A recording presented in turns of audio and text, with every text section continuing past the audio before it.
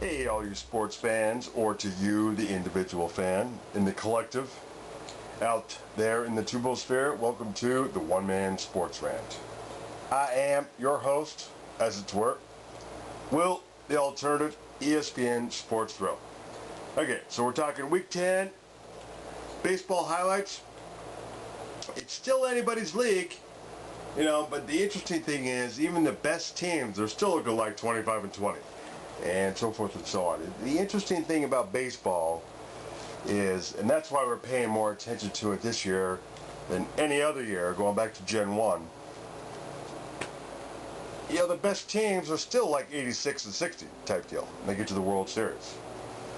So, we shorten it up for you, bring in the highlights, so you don't have to watch a 3-hour game that ends up 1-0. No offense, MLB. Alright, so just a reminder, the One Man Sports Rant is a show. It has to be done this way. It's called the DMCA, Digital Millennium Copyright Act. You're going to use this as content, fine. There has to be an amalgamation of your content with theirs in the form of minimal use derivatives within the fair use standard. Alright, so we've been doing that since Gen 1. Especially with the professional sports leagues. Most notably, MLB and the NBA. You know, 3 years ago, they didn't care. This was so much easier.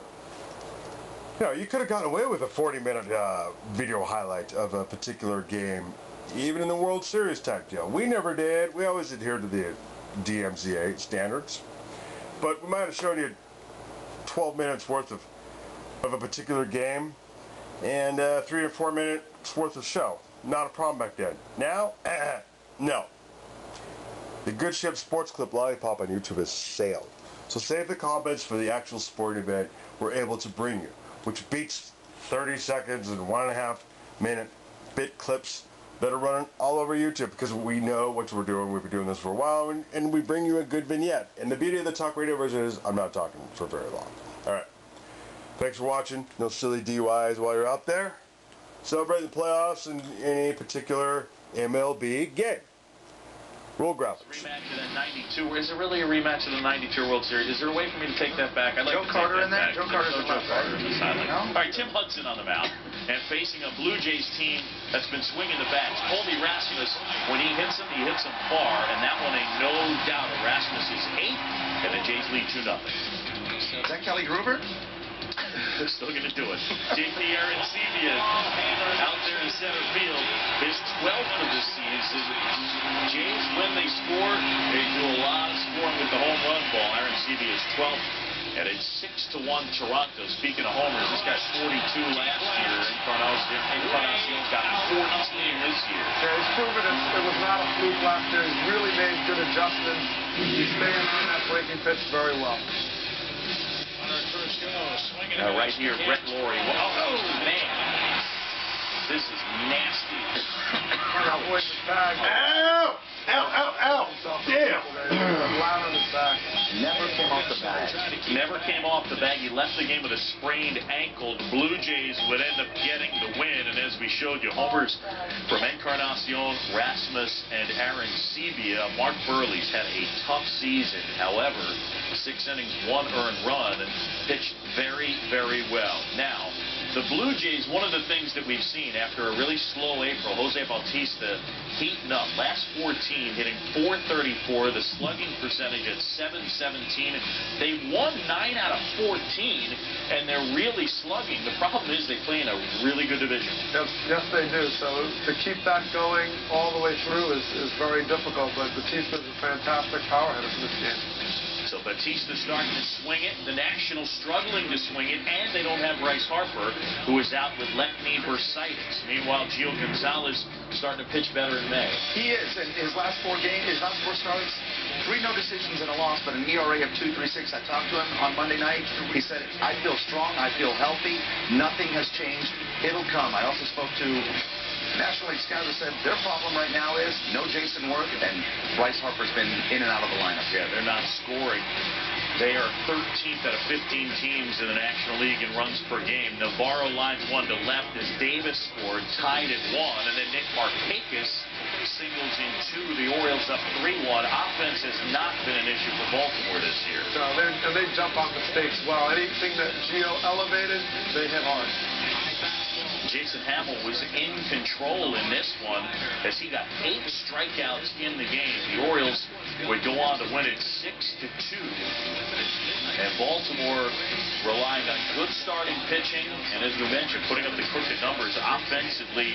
Manny Machado with 3 hits in the game. It's the 7th time since May 10th he's had 3 hits in a game. And on the National side, they've scored 2 or less 25 of their 51 games. That is a major problem for Davey Johnson's team. All right, Stick East versus East. Kelly Johnson started his career in the NL East with the Braves and swinging a good bat against the orange glove of Jose Fernandez. A very, very good young pitcher who's only 20 years old. Scouts love his potential. He's the youngest starting pitcher in the majors. And here Kelly Johnson with one in mind. Did you ever play in this park, have trouble with the group? I have played in this park in the catwalk and the zone. It's a challenge over there. It's nasty. He's a regular double. Yeah. This is heads up for Kelly Johnson. They go to intentionally walk Longoria. He gets a good jump and steals third. Pay attention. Johnson's very underrated. He's streaky. He has streaky years. But when he's together, I mean, he's a power game. He can run. He really revitalizes, almost like a phoenix. Just keeps coming back at you. So Johnson up again and another 3-run homer, his 10th of the year. They signed him 1 year, about $2.5 million. You wonder why he jumps from team to team almost on a yearly basis. So you got to catch him in those good years. Sure. That's challenging him, but when he's good, he's really good. Rays win it 10-6. They're 2 games over 500, and a huge day from Kelly Johnson, who can also play all over the place, by the way. He can play second, he can play left, he can play right, and they use him at DH as well. All right, baseball tonight, still to come. Justin Verlander trying to bounce back from 2 shaky starts. He had a season-high 13 strikeouts. Joey Votto, a guy who you expect production from all the time, but the approach has changed and the power has surged. Then for the Cubs, Jeff Samardzija, slowly, quietly turning into their ace, and he picks up his first big league shutout. Having a little kayak one-and-done walk-off moment. You ready? I say we go to the desert. Cliff Pennington down the line, just fair.